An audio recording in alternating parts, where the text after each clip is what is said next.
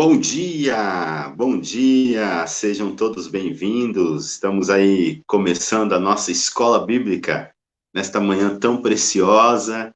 Que bom poder mais uma vez acessar aí o teu lar, poder entrar na sua casa, para que juntos possamos estudar a palavra de Deus. Mande o link, convide as pessoas para esse tempo especial, onde nós vamos mais uma vez conhecer, interpretar e aprender com a palavra do nosso Deus. Que todos sejam muito bem-vindos e que você possa também se preparar para esse momento. Pega o seu caderno, pega a sua Bíblia. Inclusive, hoje nós vamos utilizar um pouco mais ainda da palavra de Deus para entendimento daquilo que vamos estudar nesta manhã, tá? Então, eu quero aqui ler um texto da palavra de Deus. Eu quero convidar você a abrir a sua Bíblia no livro dos Salmos e ler comigo o Salmo número 40, apenas esses 3 versículos, onde a palavra de Deus vai dizer: depositei toda a minha esperança no Senhor, ele se inclinou para mim e ouviu o meu grito de socorro. Ele me tirou de um poço de destruição. Que coisa boa, né? Saber que Deus quer nos tirar de um poço de destruição, de um atoleiro de lama, pôs os meus pés sobre uma rocha e firmou-me num local seguro. Pôs um novo cântico na minha boca, um hino de louvor ao nosso Deus. Muitos verão isso e temerão e confiarão no Senhor. Eu amo demais esse texto, porque ele está dizendo para mim e para você: por mais difícil que seja a situação onde estamos, Deus sempre quer nos tirar dela. Porque Deus quer ser reconhecido através da circunstância da sua vida, da minha vida. Deus quer ser adorado, exaltado, glorificado. E é isso que nós desejamos todos os dias para a sua vida, para as nossas. Que esse Deus venha abençoar você de uma maneira muito intensa e profunda na sua vida. Obrigado, Deus, por essa manhã.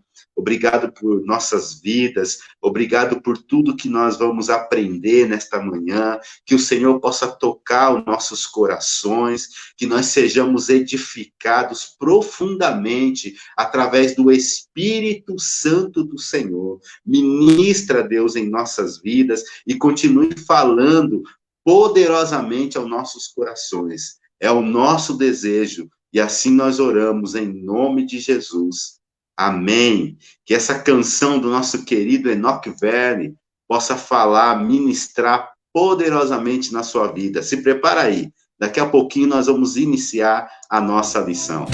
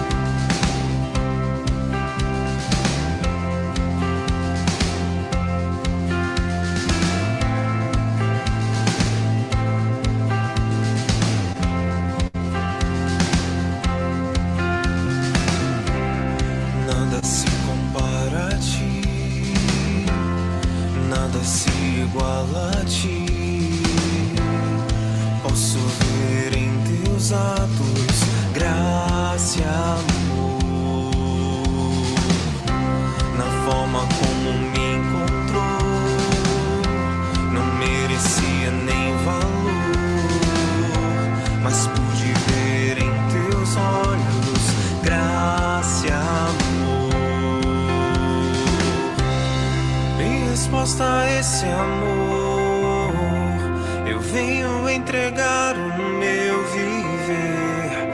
Tu mereces muito mais do que eu possa oferecer. Tu és a razão do meu cantar, aquele que morreu por mim. E hoje estou vivendo por graça e amor.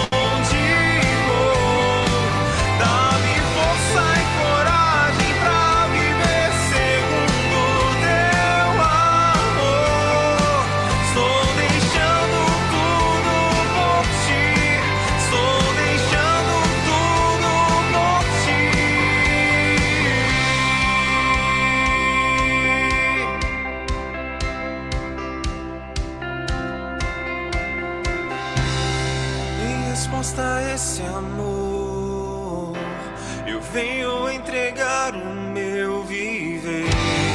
Tu mereces muito mais do que eu possa oferecer.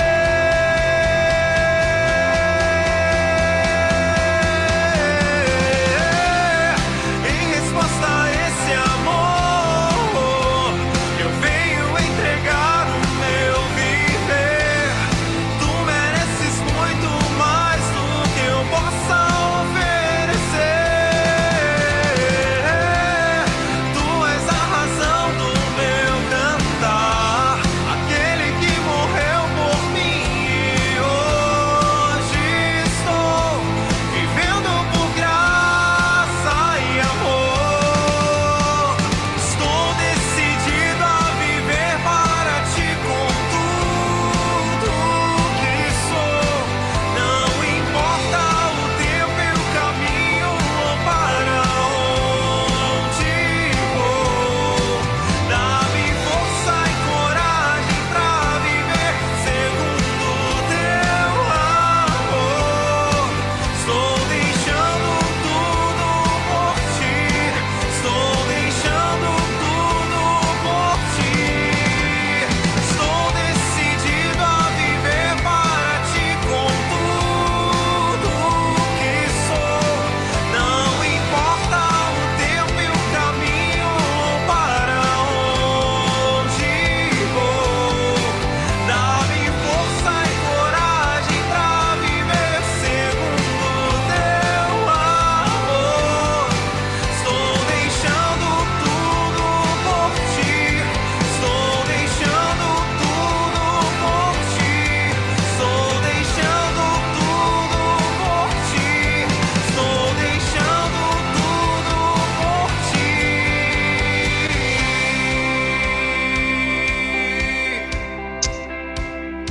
Aleluia! Que bênção, né? Que coisa deliciosa saber que nós temos aí a graça de Deus que está sobre nós e que Deus está cuidando de nós em todo o tempo. Aleluia! Vamos lá, vamos começar nosso estudo. Só vou aqui colocar o slide para a gente ter aí um acesso melhor sobre o que vamos conversar nesta manhã tão preciosa. Vou compartilhar aqui com vocês esse tempo aí bacana em que nós estamos estudando essa matéria tão importante desse módulo 1 da nossa escola bíblica, né, introdução bíblica, e vamos para o nosso estudo. Semana passada, recapitulando aí rapidinho, nós vimos aí as duas posições a respeito da autoria da Bíblia, né, da autoria bíblica. Então nós aprendemos que, no mínimo, existem dois pontos de vista referente ao estudo da palavra de Deus. É importante a gente lembrar disso. Também nós entendemos que a Bíblia é a palavra de Deus na palavra humana, né? Nós compreendemos que Deus revelou-se através de homens e mulheres, da qual ele inspirou, e isso é muito importante. A Bíblia, nós compreendemos, é um grande mutirão entre Deus e o povo, né? E o seu povo.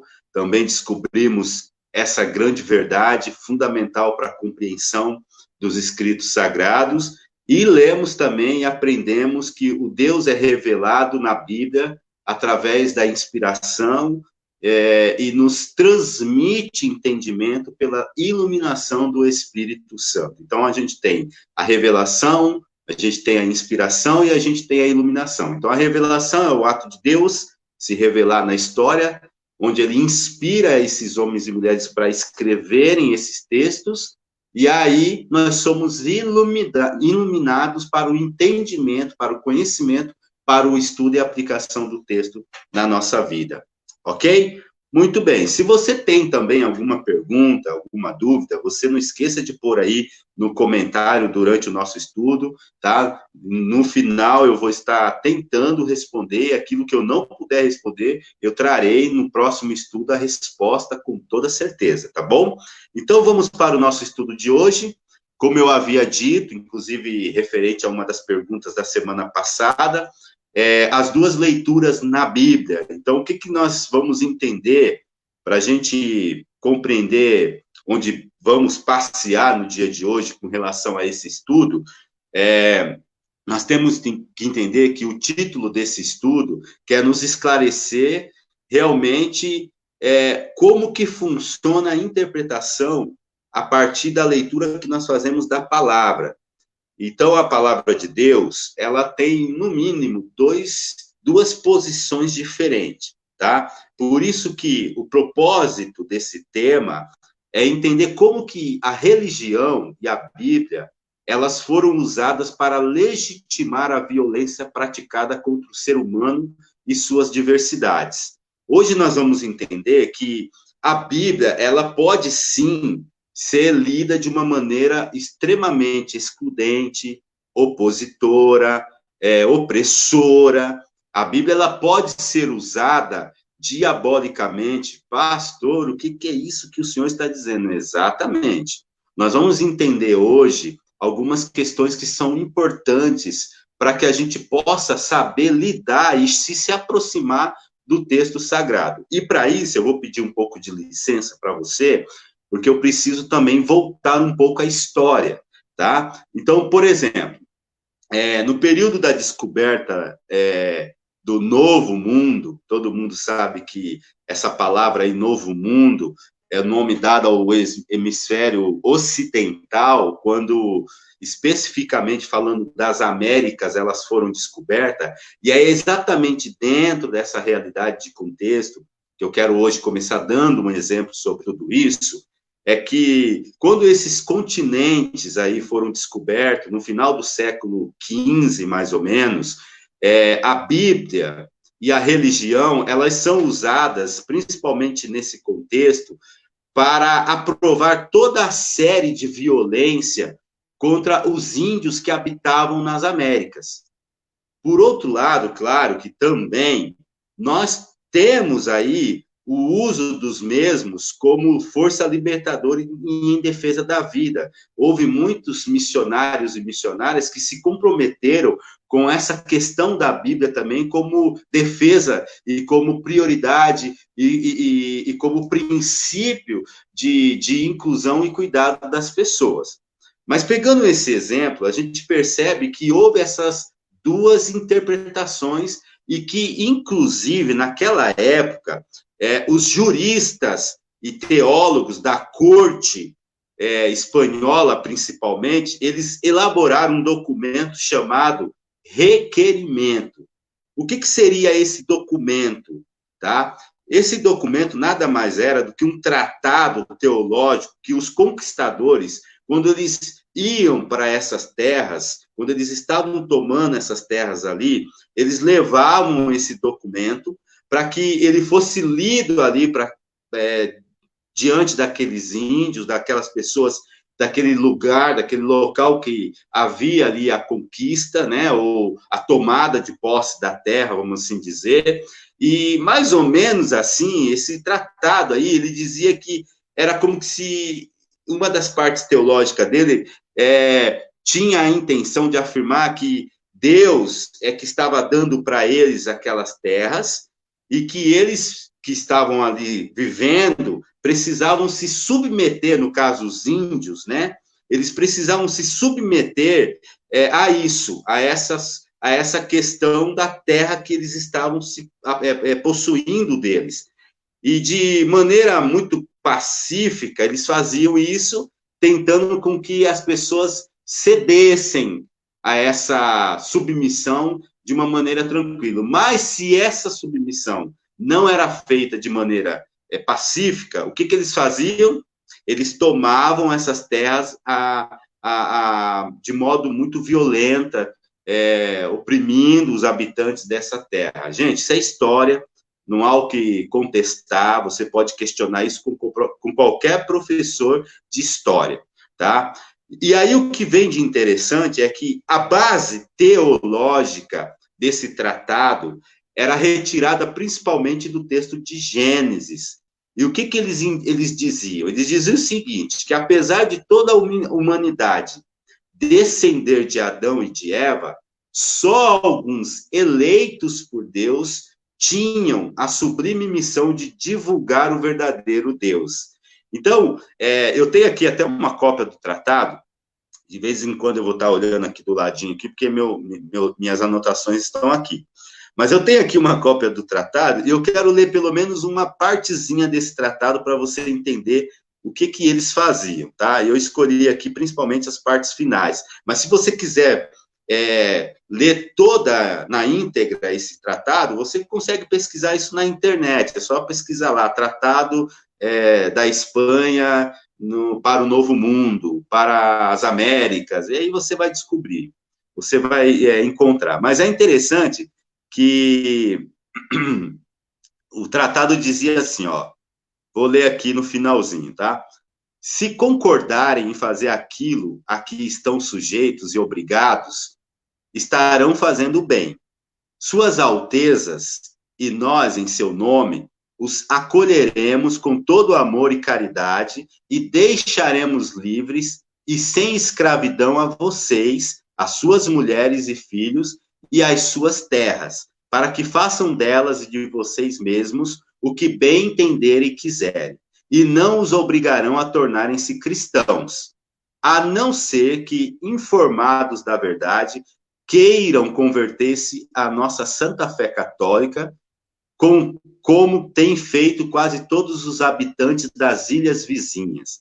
Além disso, suas majestades lhes darão privilégios e regalias e lhes concederão inúmeros benefícios. Então, esse parágrafo está tratando da questão de, se vocês aceitarem que a gente tome posse da terra pacificamente, beleza, tá tudo certo.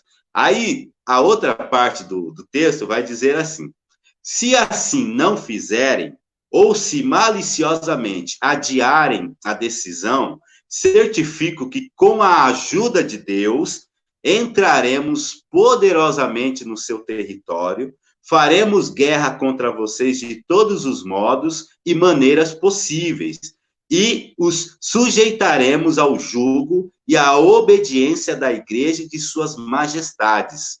Tomaremos como escravo a vocês, suas mulheres e seus filhos, e como tais, os venderemos e disporemos deles do modo que ordenarem suas majestades, e tomaremos os seus bens, e a vocês faremos todos os males e danos de que fomos capazes, como a vassalos que não obedecem nem querem receber ao seu senhor, no caso, o rei, mas o resistem e contradizem.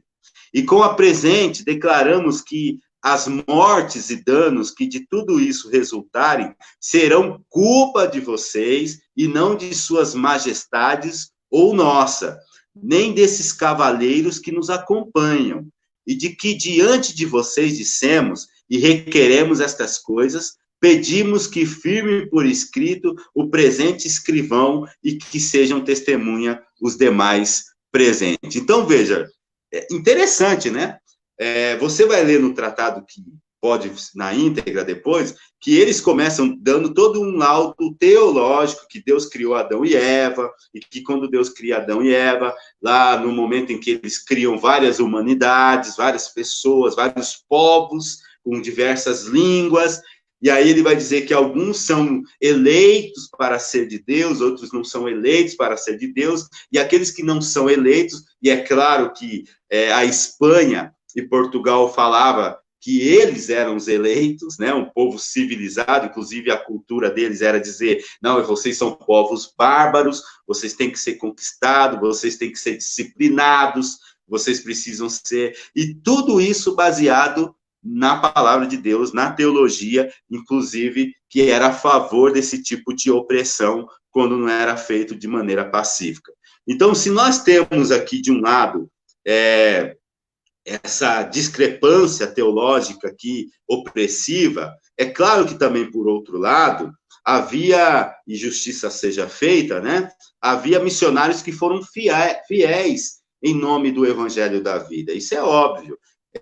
Mas o que é importante você entender hoje, que nós vamos tentar compreender, para uma leitura mais saudável, mais espiritualizada, no sentido de mais espiritual, daquilo que realmente a palavra quer nos ensinar, É que a Bíblia, ela, sim, pode ser lida de uma maneira extremamente errada. Ela pode ser aplicada de uma forma extremamente contrária aos princípios daquilo que Deus, em Cristo Jesus, através do seu Espírito Santo, tem para a espiritualidade das pessoas. Então, nós precisamos tomar muito cuidado com isso.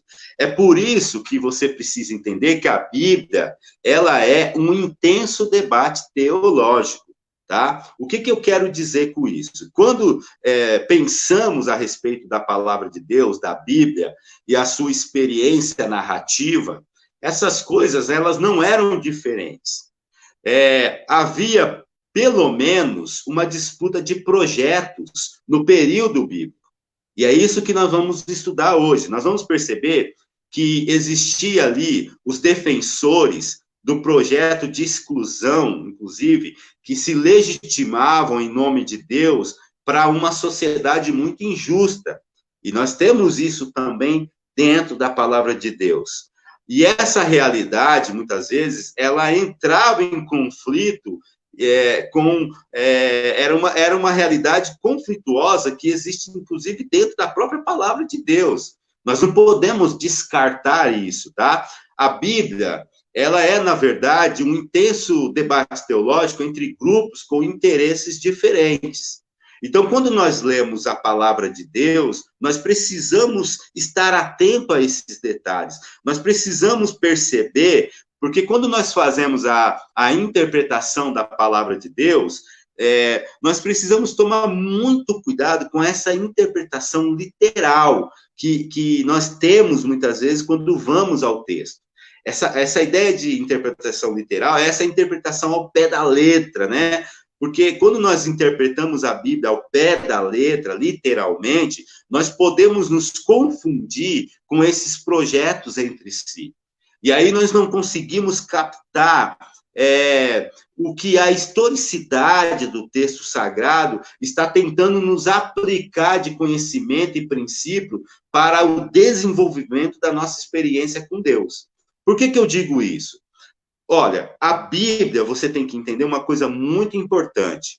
Apesar da palavra de Deus conter histórias, apesar da palavra de Deus conter diversas narrativas, apesar da palavra de Deus conter testemunhos diversos e testemunharem muitas coisas que nos deixam até, nossa, pastor, muita violência, muito sangue que escorre em alguns textos, mas nós precisamos entender, e isso é fundamental quando nós vamos ao texto sagrado, é que antes de qualquer coisa, a Bíblia, ela é um livro de experiência de fé. Experiência de fé do que e com quem? É a experiência de fé do Deus sagrado, do nosso Senhor, com o seu povo. Então, a Bíblia não tem nenhuma intenção de provar cientificamente se houve dinossauro na história. Ela não está preocupada em provar questões científicas.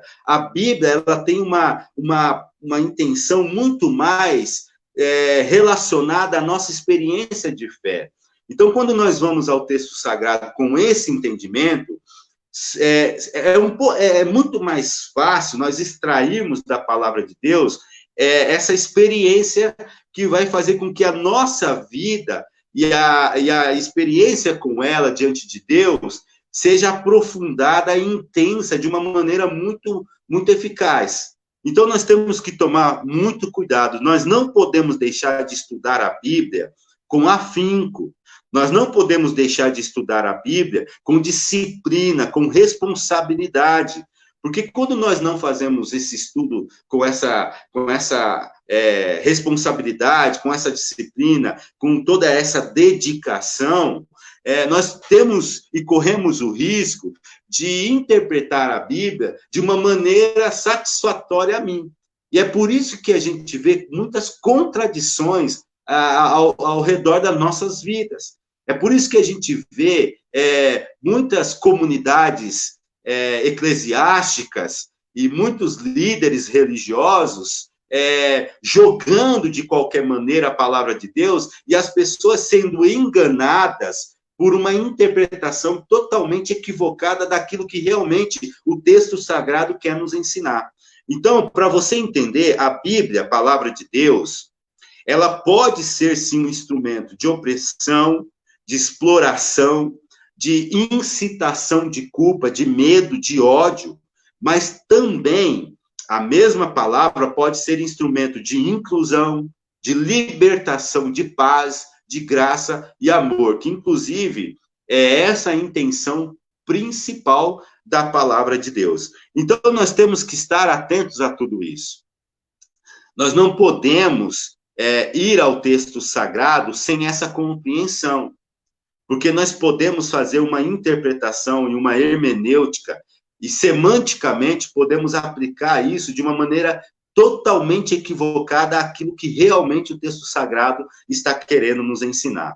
Então, para você entender isso de uma maneira mais eficaz, nós vamos compreender quais são os dois pontos de vista que nós encontramos na palavra de Deus, tá? Há dois pontos de vista importantes e muito comum quando nós lemos a palavra de Deus. E quando a gente fala de ponto de vista, eu gosto muito dessa frase, né? Todo ponto de vista é a vista de um ponto. E aí eu coloquei uma chargezinha, né? Uma imagem, compreender que há outros pontos de vista é o início de uma sabedoria. Então a gente vê duas pessoas diante de um mesmo símbolo, mas vendo por óticas diferentes.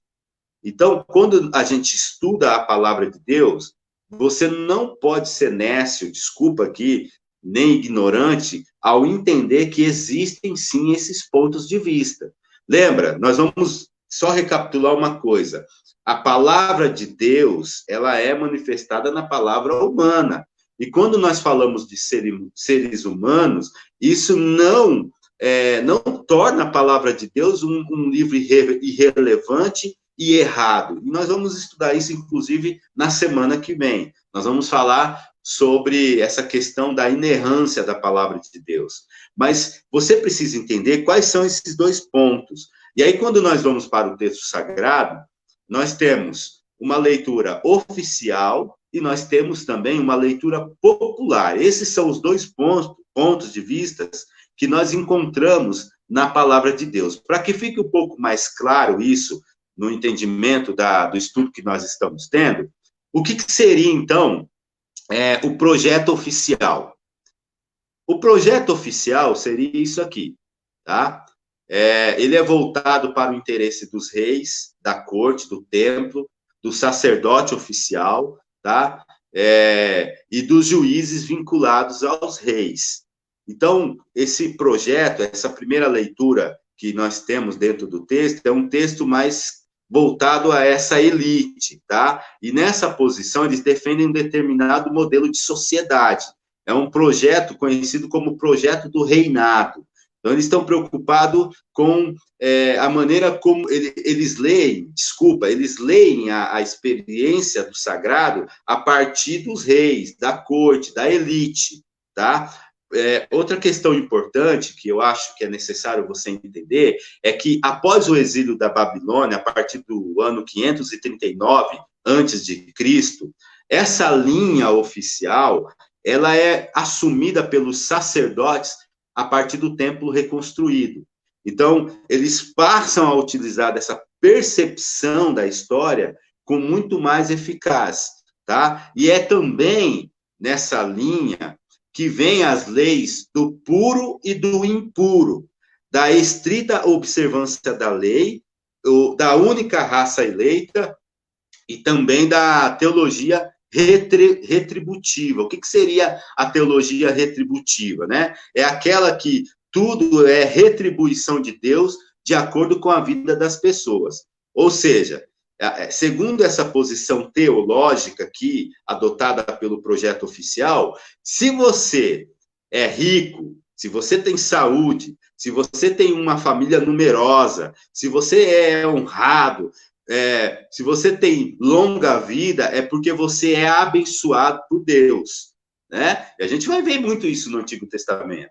Então, você é uma pessoa abençoada por Deus, então Deus está te abençoando, porque você tem uma vida totalmente voltada para Deus, por isso que você é rico, por isso que você tem uma família grande.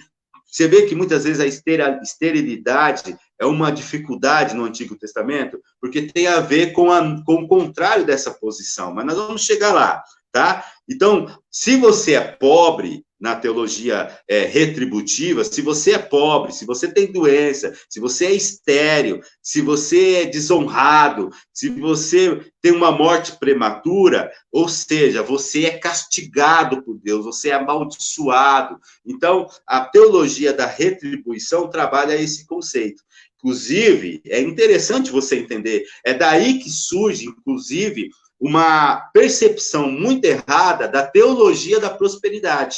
A teologia da prosperidade que nós presenciamos na história hoje faz totalmente uso desse conceito oficial de leitura da Bíblia.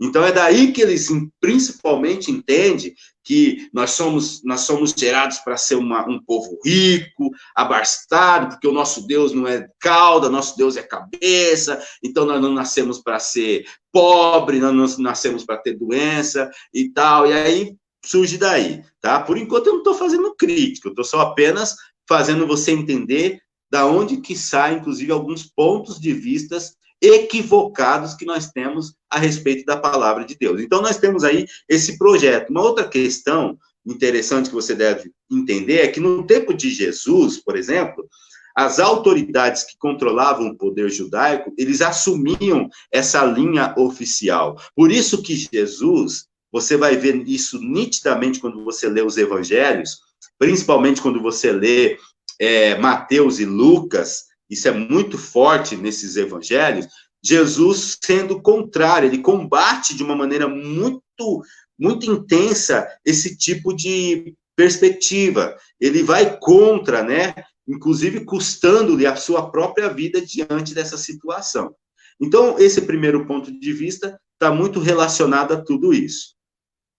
O segundo projeto que nós temos dentro da palavra de Deus é o que os estudiosos chamam de projeto popular, tá? Então, nessa posição do projeto popular, o modelo de sociedade adotado é o modelo de comunidade, comunitário, é o modelo mais comunitário. Por isso que, dentro dessa perspectiva de leitura, é a sociedade tribal, voltada ao interesse comum do povo, né? Ou seja, os pequenos santuários rurais e o trabalho livre, muito diferente daquele oficial, né? Onde tem a questão da escravidão, onde tem a questão da centralização do culto.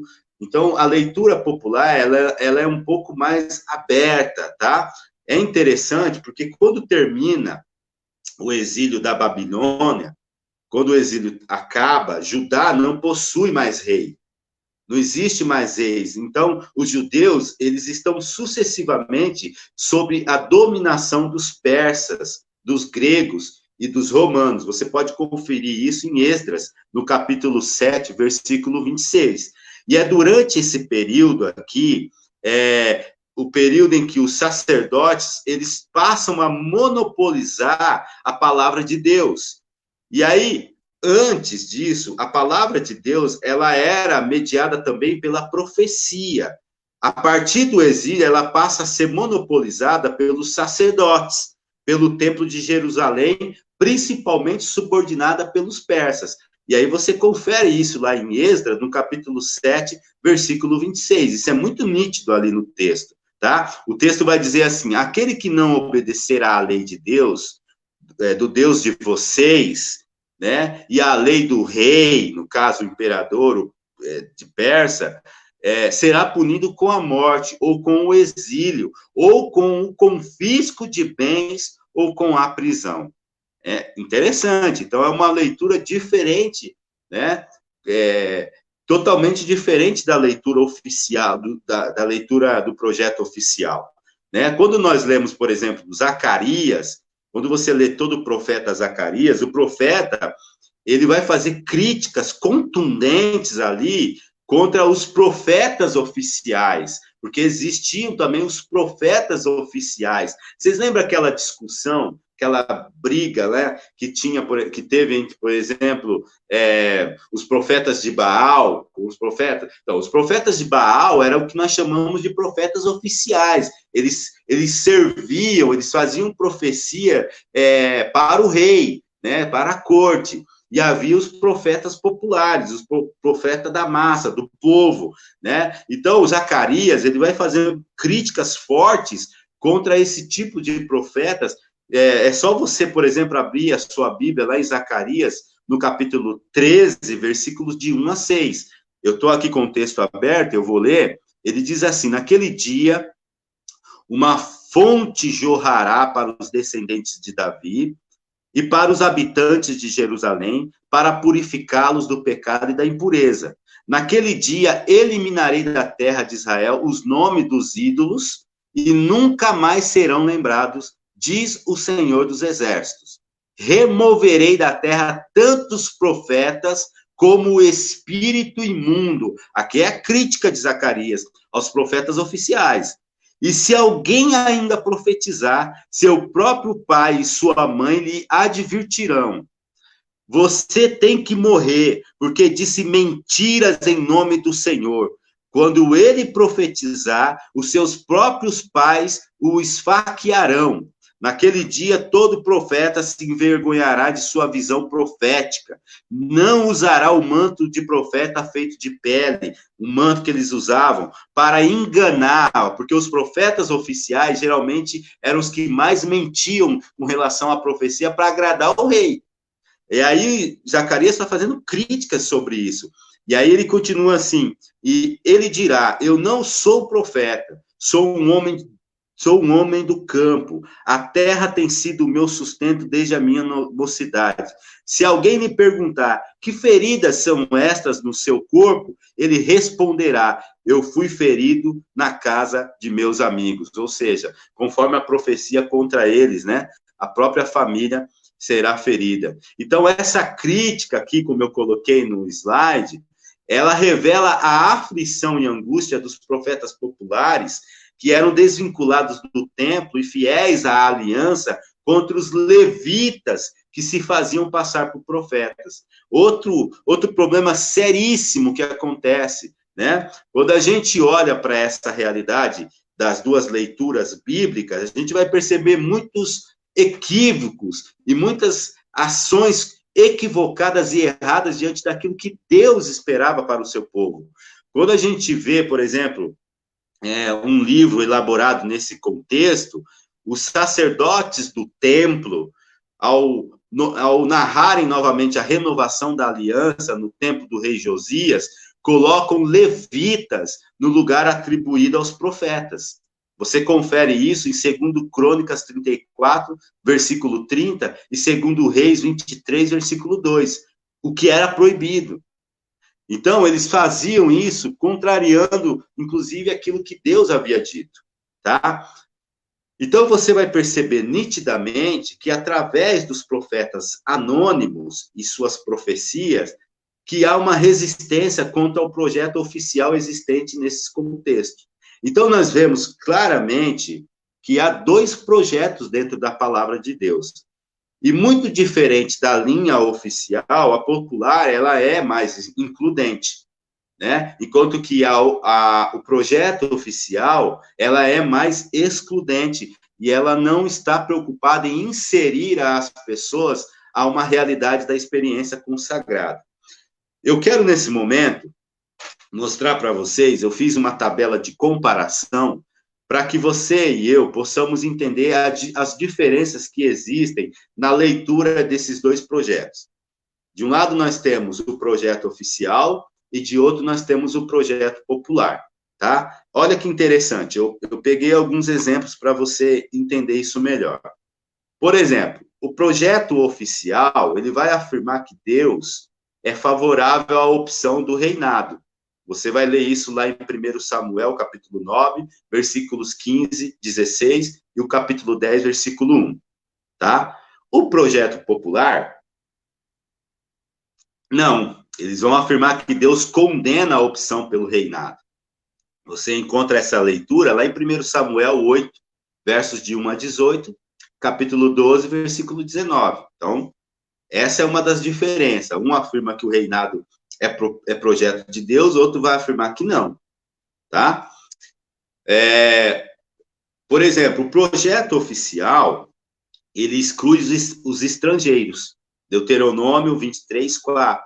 E aí, se você quiser se aprofundar, né, você pode ler ainda também Esdras, capítulo 9, e o capítulo 10, e também Neemias, capítulo 13, tá?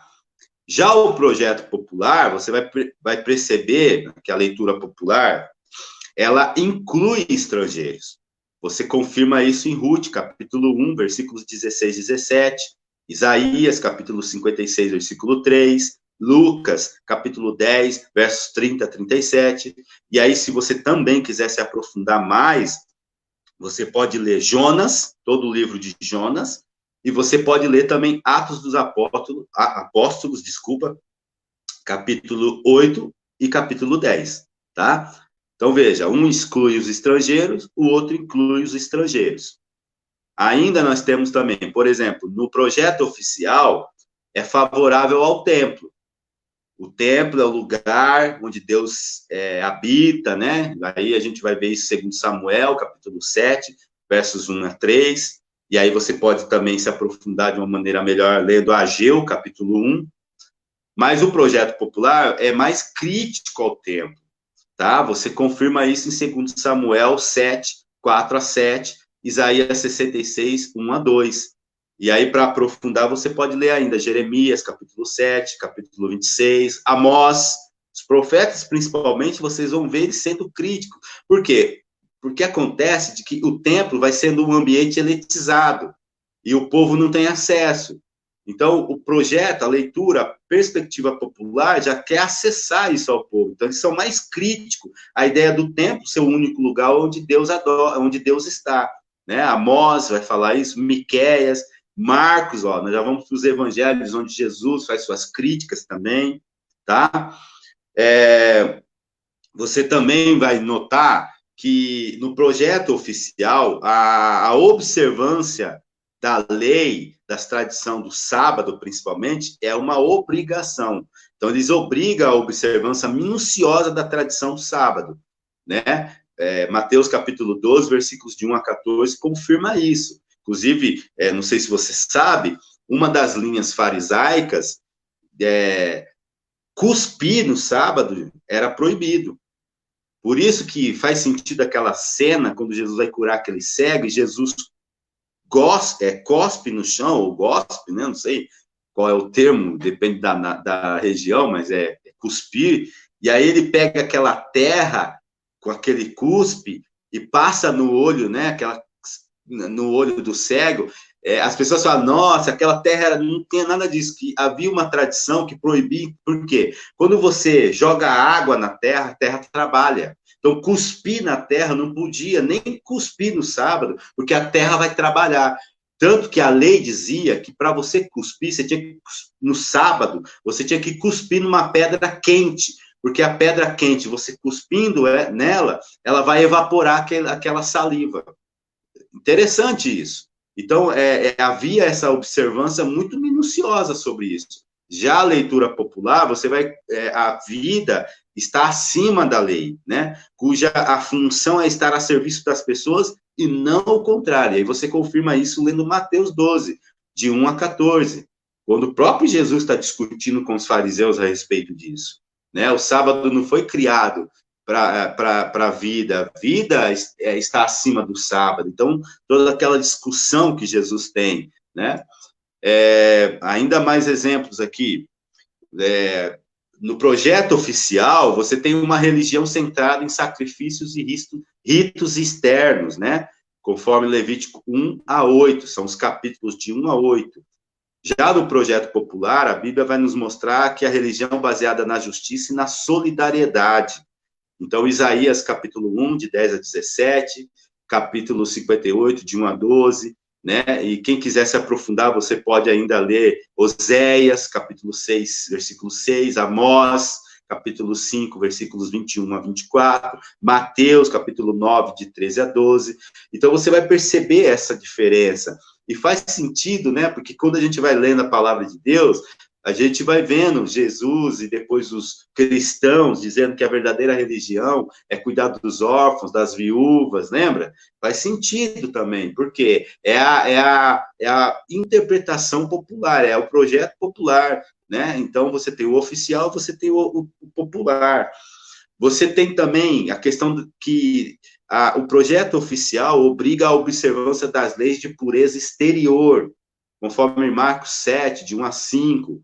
Mas já no projeto popular, ele coloca no seu devido lugar os mandamentos de Deus, conforme Marcos 7, de 6 a 13, e defende uma pureza interna do coração, livre de roubos e injustiças, conforme Mateus 7, de 14 a 23, que é aquilo que às vezes eu tenho dito até mesmo nos sermões. A transformação que Cristo faz é uma transformação ontológica dentro de nós, né? Por isso que Jesus vai fazer aquela crítica, o que peca não é o que entra, mas é o que sai de nós, porque o que está podre é dentro de nós. E por isso que ele fala para os fariseus, vocês são como sepulcros caiados, por fora bonitinhos, mas por dentro, pão bolorento, né? Não serve de nada. Então, são críticas. Então, você vai entendendo que há leituras, perspectivas diferentes de lerem um texto, né? Aí eu coloquei também essa questão aqui, no projeto oficial, as mulheres são excluídas, né? Elas são consideradas impuras e inferiores. Inclusive, mulheres e crianças não eram nem contadas, né? A Bíblia fala, não tem textos que falam. Elas não eram contadas, porque elas não faziam parte no projeto oficial, elas não tinham voz, não tinham vez. Você confirma isso em Levítico 12, né?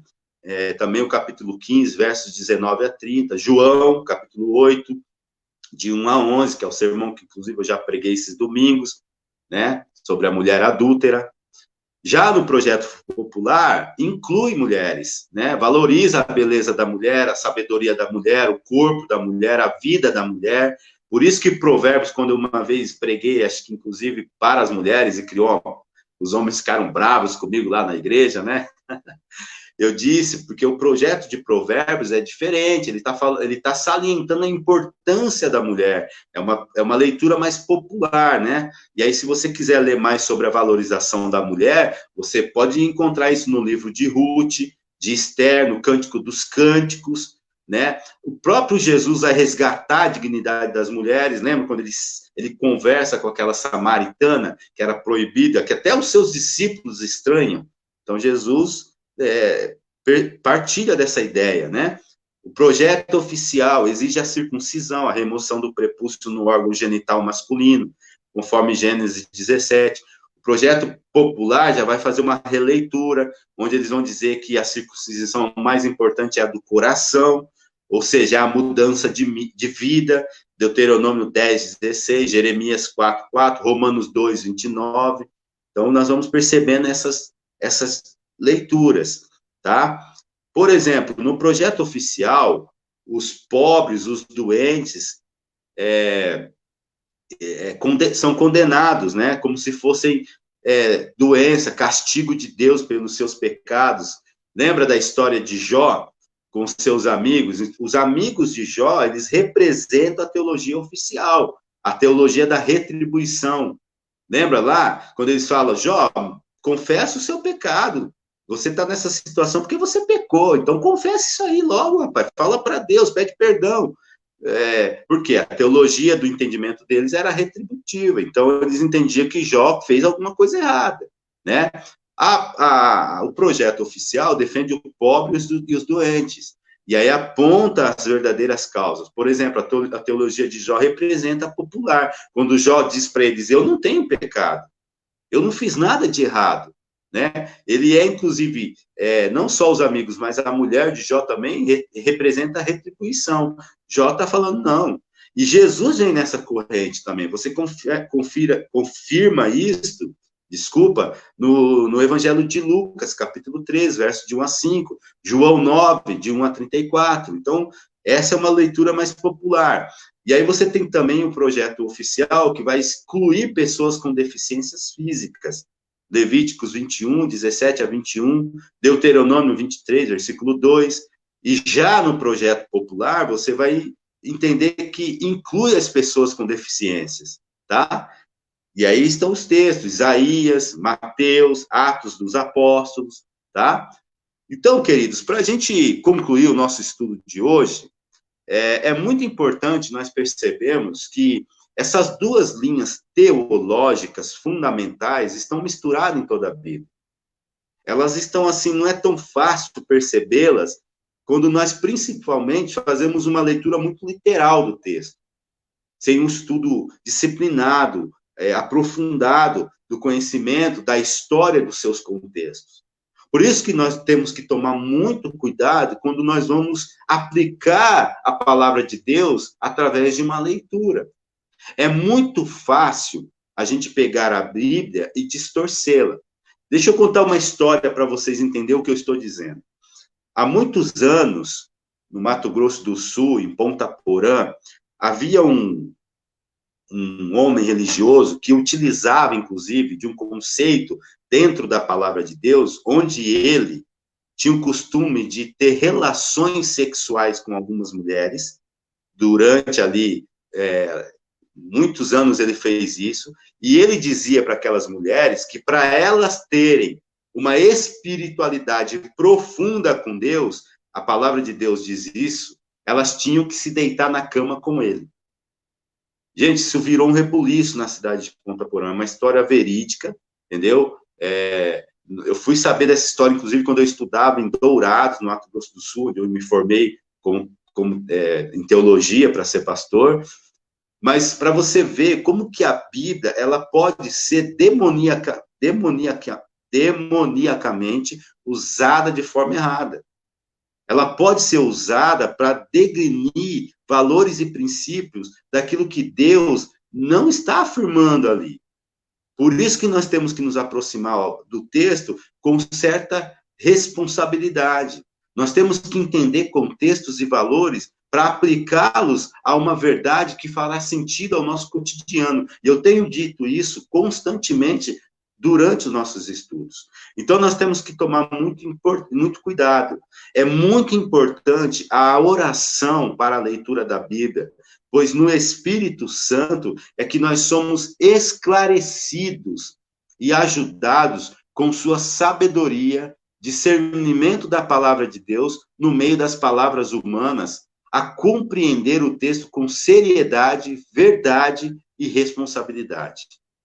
Nós temos que entender isso. Nós não podemos pegar a Bíblia e interpretar só porque eu acho que deve ser feito assim.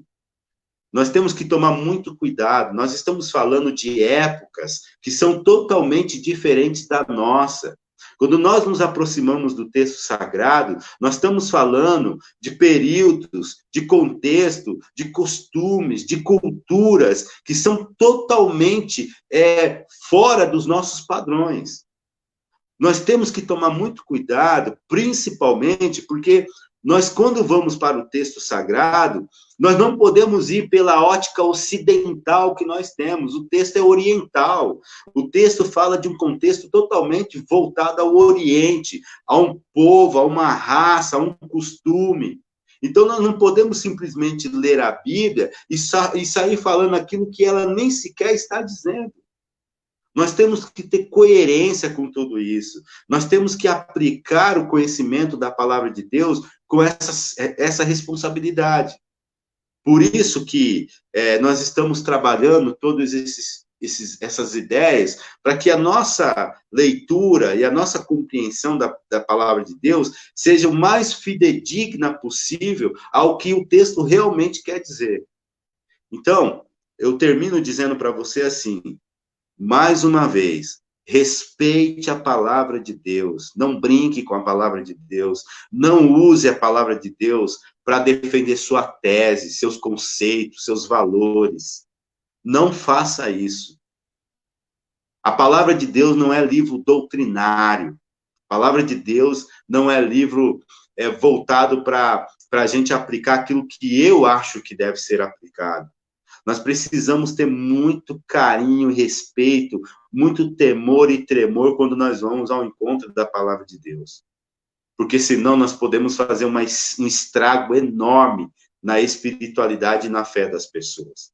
E que Deus, Ele dê a mim e a você essa consciência em nome de Jesus, para que nós possamos ser orientados, iluminados pelo Espírito Santo ao entendimento daquilo que nós estamos lendo no texto sagrado. Que Deus nos abençoe e que nós possamos estudar a palavra de Deus com essa consciência.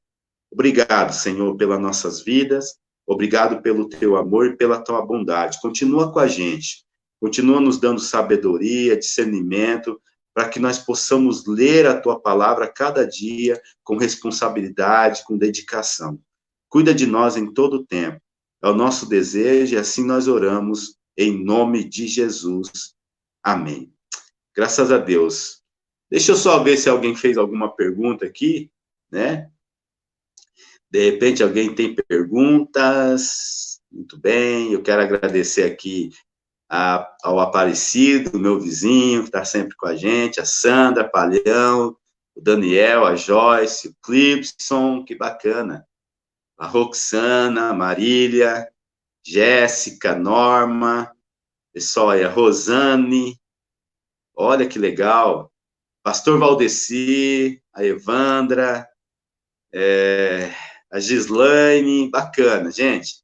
Bom, ninguém fez pergunta, então que Deus abençoe a sua vida, que você tenha um domingo abençoado na presença de Deus e que você possa ter responsabilidade, seriedade e compromisso com a palavra sempre. Um abração, tamo junto e Deus contigo.